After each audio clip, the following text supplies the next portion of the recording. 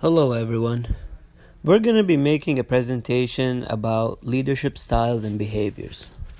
The team masterminds are Maggie Johnson, Zachary Lager, Anson Ward, and Christopher Gold.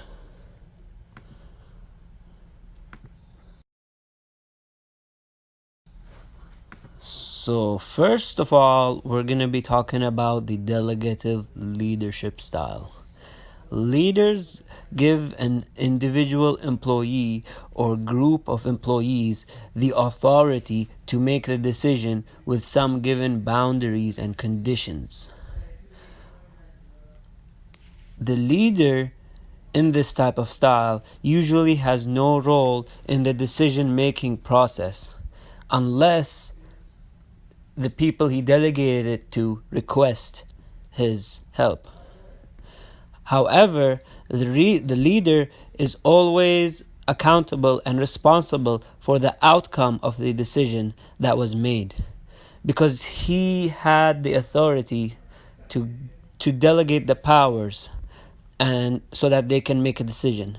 And he is the one that put the decision makers in charge. So he's always going to be responsible. This delegative leadership style gives the leader the chance to focus on other issues and delegate some issues to people that are possibly bigger experts in this situation than him. The next leadership style we're going to be talking about is the facilitative leadership style. In this style, the leader would be asking for input from the employees or peers and would weigh each opinion evenly, thus later choosing the consensus. Of course, the opinion of the leader would also be given consideration, however, it would be the same as everyone else's. The leader would be acting more as a facilitator, taking in and weighing in the decisions rather than being the final ultimate decision maker. This would make it seem as if the responsibility is a joint one between all of the members equally.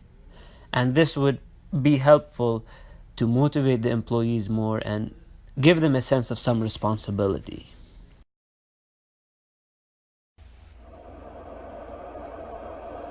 Consultative leadership style.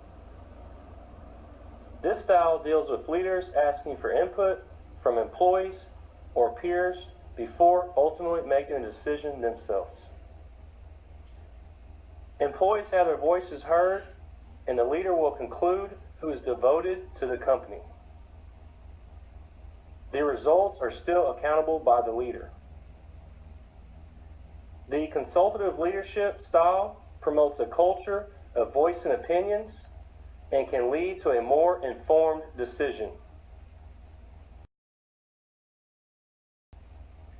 Next is the autocratic leadership style. This style revolves around the leader making decisions alone.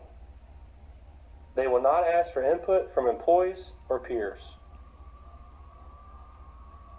Employees can provide information to the leader, but they have no say in the final decision.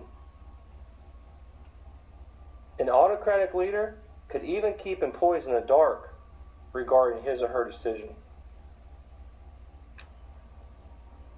This style will speed up the decision-making process.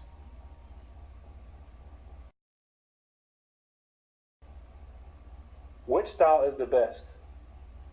Each decision-making style has its own advantages and disadvantages. No style is considered the best style. Each style has varying effectiveness depending on the circumstances surrounding the decision being made.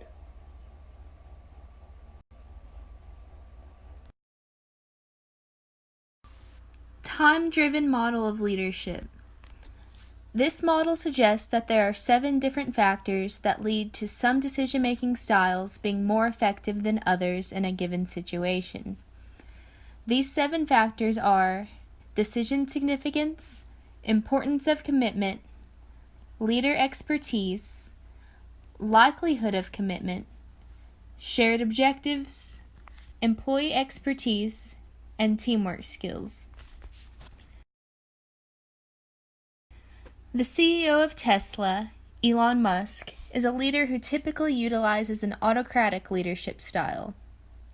An example of this approach is when Musk decided to take over an entire production department after the person in charge failed to meet production goals. Musk also decided to take over the whole sales division instead of hiring a new leader when the previous one resigned. Musk's style of leadership, while generally successful, has ruffled some feathers at Tesla, leading some employees to resign. Although his company has found success so far with his autocratic approach, he may need to consider a more inclusive approach in the future to retain top talent. There are 4 styles of leadership: delegative, facilitative, consultative, and autocratic, with each style having its own positives and negatives. By using the time-driven model of leadership to analyze 7 factors surrounding the decision, you can determine the best style of leadership to be used in a given situation. Just because a style of leadership was effective in one situation does not mean it will be effective in all situations. However, Elon Musk seems to be taking a primarily autocratic approach and has seen considerable success.